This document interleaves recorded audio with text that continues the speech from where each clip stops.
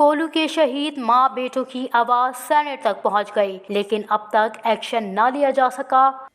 یہ ایک غریب محنت کش ہیں جس کے 8 بچے نجی جیل کے اندر ہیں، اور یہ مسٹر چیئرمین ان کے بچوں کی تصویر ہے، اور ان 8 بچوں میں ان کی بیوی، بیٹی اور 6 بیٹے، یہ ایک سردار کے نجی جیل کے اندر ہے۔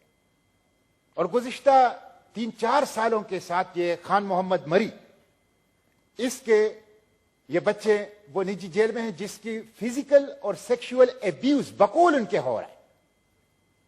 یہ بہت افسوسناک صورتحال ہے مسٹر چیئرمین۔ یہ ہمارا ملک، یہاں تو فنڈامنٹل رائٹس کی، یہاں تو اسلام کی تعلیمات کی، اخوت اور مساوات کی، یہاں تو رول آف لا کی بات ہونی چاہیے۔ اور جس شخص کے اوپر الزام ہے کہ ان کے نجی جیل میں ہیں، وہ صوبائی کابینہ کا ممبر ہے، وہ صوبائی کابینہ میں شامل ہیں۔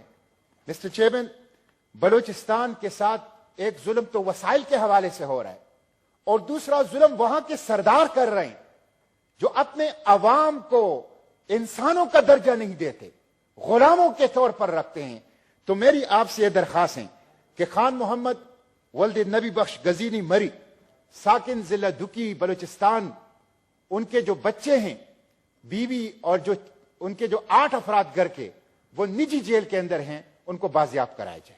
بلوچستان کے علاقے ڈوکی میں ایک محنت کش خان محمد مری کے بچے، علاقے کے ایک سردار جو کہ بلوچستان کی صوبائی کابینہ کا ممبر ہے، اس کی نجی جیل میں کئی عرصے سے قید ہیں۔ یہ بہت افسوسناک ہے کہ پاکستان میں بنیادی حقوق، اسلام، مساوات اور قانون کی حکمرانی ہونی چاہیے۔ بلوچستان میں وسائل کے حوالے سے ظلم کے ساتھ ساتھ وہاں کے سردار عوام پر ظلم ڈھا رہے ہیں۔